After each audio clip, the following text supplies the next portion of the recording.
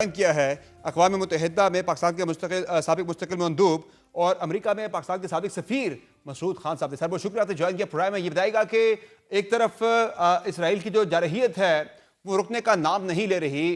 تقریباً 6 سے 7 ممالک جو ہے وہ نشانہ بن چکے ہیں اور ریسنٹلی قطر پہ اٹیک کیا گیا اور امریکہ کے بارے میں یہ کہا گیا کہ امریکہ کو بالکل علم نہیں تھا. امریکی صدر کہتے ہیں کہ میں دوبارہ ایسا نہیں ہونے دوں گا, لیکن پھر بھی اسرائیل کہہ رہا ہے کہ ہمیں دوبارہ کرنا پڑا تو ہم پھر ٹارگٹ کریں گے.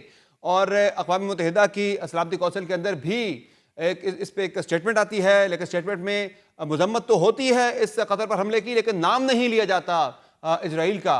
کیا آپ کو لگ رہا ہے کہ اقوام متحدہ ہو یا مسلم بلاک ہو یا امریکہ ہو, وہ اسرائیل کے جو پلانز ہیں گریٹر اسرائیل کے یا جو بھی اس کے توسیع پسندانہ عزائم ہیں اسے روکنے میں کامیاب ہو سکیں گے؟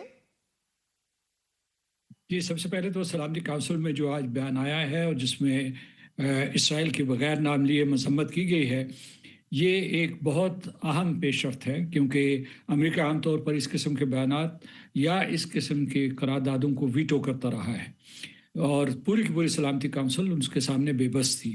لیکن اس مرتبہ امریکہ نے ایسا نہیں کیا.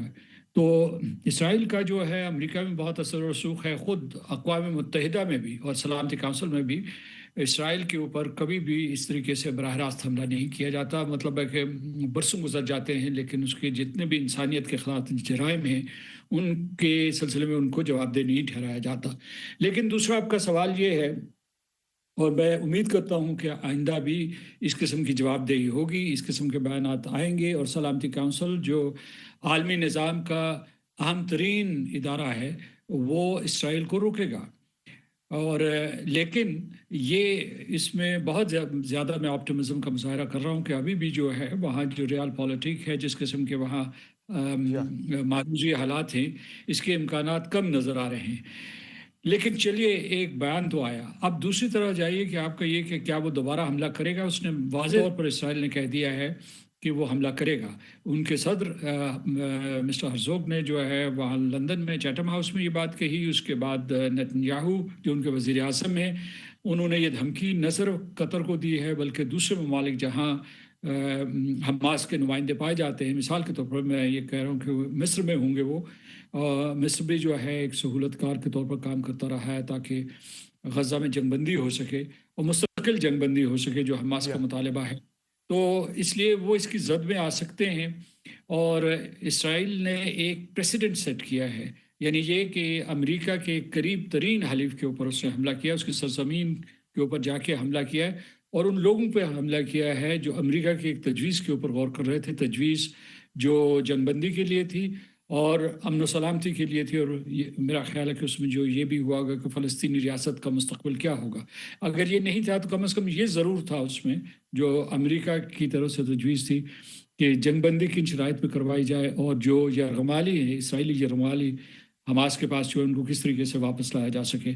تو اس میں ایک تیسرا نقطہ جو میں واضح کرنا چاہتا ہوں کہ امریکہ کے وعدوں کے سلسلے میں پورے مشرق وسطیٰ میں شکوک و شبہات پیدا ہو گئے ہیں, کیونکہ امریکہ جو ہے وہ سیکیورٹی پرووائڈر کے طور پر دیکھا جاتا تھا. وہ سمجھتے تھے کہ یہ وہ چھتری ہے جو ان کو ہر خطرے سے محفوظ رکھے گی. اور اسرائیل کے ساتھ تو انہوں نے رابطے شروع کر دیے تھے, امارات نے آگے بڑھ کے ان کے ساتھ رابطے کیے. سعودی عرب نے بحرین کو, جو اس کا ایک تقریباً بہت ہی قریبی ملک ہے اور بحرین کوئی چیز بھی جو ہے ریاض سے پوچھے بغیر نہیں کرتا, اسے اجازت دی کہ وہ اسرائیل کو تسلیم کرے. عمان نے پہلے کیا ہوا ہے. تو ان ملکوں نے اپنی حفاظت کے لیے, اپنی سلامتی کے لیے یہ قدم اٹھا رہے تھے یا اٹھا چکے تھے.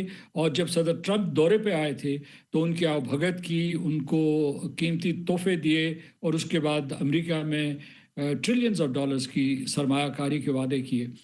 تو اس وجہ سے یہ ہے کہ وہ سمجھتے تھے کہ یہ ان کو ایک قسم کی امریکہ کے ساتھ انٹر ڈیپینڈنس کی انشورنس مل گئی ہے. وہ انشورنس وقت پہ کام نہیں آئی, کم از کم قطر کے معاملے میں. میں اس سلسلے میں جو ہے پاکستان کو خراج تحسین دینا چاہتا ہوں کہ ہم نے فوری جا کر قطر کے ساتھ اظہار یکجہتی کیا. اور اس کے بعد آپ فرما رہے تھے کہ کیا اسلامی تعاون تنظیم یا عرب لیگ جو ہے کو قدم اٹھا سکیں گے. نہیں, تو میں سمجھتا ہوں کہ ان کی اپنی اپنی لمیٹیشنز ہیں اور قراردادوں کی حد تک تو سخت سے سخت ترین قرارداد پاس کر سکتے ہیں, لیکن کیا وہ کوئی عملی قدم اٹھائیں گے اس کے بارے میں मैं यकीन से कुछ नहीं कह सकता, बल्कि मैं ये कह सकता हूँ कि शायद वो ऐसा ना कर पाएँ। लेकिन क्या अब उनके लिए मजबूरी बन नहीं गई कि एक के बाद एक मुस्लिम मुल्क जो है वो इसराइल के निशाने पर है? आज कतर बना है, कल किसी और का नंबर होगा। ये सोच तो इस वक्त बहुत ज़्यादा फिक्रमंदी के साथ पाई जा रही है। तमाम जो मुस्लिम ममालिक हैं, पर्टिकुलरली जो गल्फ में जो कंट्रीज़ हैं, उनमें तो ज़्यादा इस हवाले से तशवीश पाई जा रही है। देखिए, अक़वाम मुत्तहिदा के पास जो एक विंग है वो पीस कीपिंग का है, यानी उनके पास भी तकरीबन लाख सवा लाख के करीब ट्रूप्स होते हैं, लेकिन वो सिर्फ जो है अमन कायम करने के लिए होते हैं। उसके पास कोई ऐसे फौजी दस्ते मौजूद नहीं होते जो जाके कहीं अमन जी हाँ। नाफिज कर सके, यानी और उसे सहारा लेना पड़ता है दूसरे ममालिक का। मिसाल के तौर पर अगर अमेरिका इजाज़त देगा या और दूसरे ममालिक देंगे, कोलिशन ऑफ द विलिंग जो है उसका कोई वो सहारा ले लेते हैं। लेकिन जो अरब लीग है और इस्लामी ताउन तंजीम है, उसमें इस किस्म के कोई मैकेनिज़म्स मौजूद नहीं हैं। सही यानी है। उनकी कोई उनका स्ट्रेटेजिक सोच तो है, लेकिन उनके पास कोई ऐसे स्ट्रेटेजिक ट्रूप्स या कोई इस किस्म की दिफाई सलाहियत नहीं है, इस्तेदाद नहीं है, जिससे वो कोई मजमूई तौर पर कोई हमला कर सके। अच्छा, कतर और सऊदी अरब और अमारात वो इसलिए नहीं हमला कर सकते कि उनकी मईशत तबाह हो जाएगी, और सऊदी अरब बिलखसूस जो है वो इस वक्त उसमें बहुत अहम तब्दीली हो रही है, माशी, तकनीकी जी हाँ। और हर मैदान में, हर शोबे मैदान में। तो इस किस्म की चीज़ों के बारे में उन्होंने गौर से सुनना है।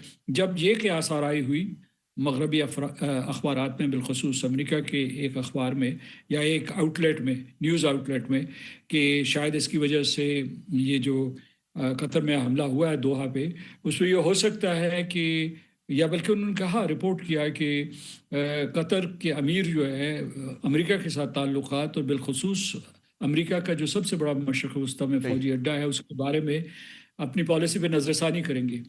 लेकिन इसकी फ़ौरी तरदीद कतर से आई कि अमेरिका उनका देरीना दोस्त है और वो सही। कोई किसी किस्म के ऐसे फ़ासले बढ़ाना नहीं चाहेंगे। मसूद खान साहब, जो आज वोटिंग हुई है अक़वाम मुत्तहिदा की जनरल असम्बली में फ़लस्तीन की आज़ाद रियासत के क़याम के हक़ में, 142 ममालिक ने उसके हक़ में वोट दिया है, 10 ने उसके खिलाफ वोट दिया।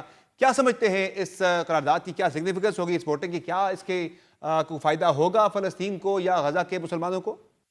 जी, जनरल असम्बली दुनिया की पार्लियामेंट है और वहाँ तमाम ममालिक की रिप्रेजेंटेशन होती है। जो 193 ममालिक हैं उनकी वहाँ नुमाइंदगी मौजूद है और उनकी अक्सरियत फ़लस्तीन को तस्लीम करती है और मुतालबा भी कर रही है कि जो बड़े ममालिक हैं या जो सलामती काउंसिल के मुस्तकिल अरकान हैं, वो भी फ़लस्तीन को एक आज़ाद, खुद मुख्तार और मुत्तसिल रियासत के तौर पर तस्लीम करें।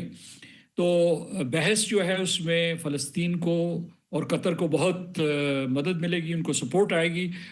उनका जो एलामिया है या जो डिक्लेरेशन है वो भी बहुत मजबूत होगा और ये एक एतबार से ये अच्छा तनाजुर बन रहा है, क्योंकि बरतानिया ने, फ्रांस ने, स्पेन ने और दूसरे आयरलैंड, बहुत से ममालिक ने जो है फ़लस्तीन को या तो तस्लीम किया हुआ या करने वाले हैं। उन्होंने ये ऐलान किया कि जनरल असम्बली के आला सतही इजलास में वो दोबारा यानी वो बाकायदा फॉर्मल अंदाज में जो है फ़लस्तीन को तस्लीम करेंगे एक आज़ाद और ख़ुद मुख्तार रियासत के तौर पर। तो ये बहुत अहम है। क्या जनरल असम्बली इसराइल के हमले रोक सकती है? मेरा ख़्याल है कि वो ऐसा नहीं कर सकती, लेकिन ये जो आलमी रायआमा बन रही है, सही। यानी बैनुल-अक़वामी निज़ाम में और मग़रब के शहरों में बिलख़ुसूस जो इसराइल की पॉलिसियों के ख़िलाफ़ और अमेरिका की इसराइल की हिमायत के ख़िलाफ़ जो रायआमा सही। बन रही है, उसकी वजह से हो सकता है कि दुरुस्त और साइब फ़ैसले किए जाएँ। बहुत शुक्रिया मसूद खान साहब, आपने प्रोग्राम में ज्वाइन किया। यकीनी तौर पर इन करारदादों से इजराइल को रोका तो नहीं जा सकेगा जारहियत से, लेकिन दबाव जो है अमेरिका और इजराइल पर ज़रूर पड़ेगा।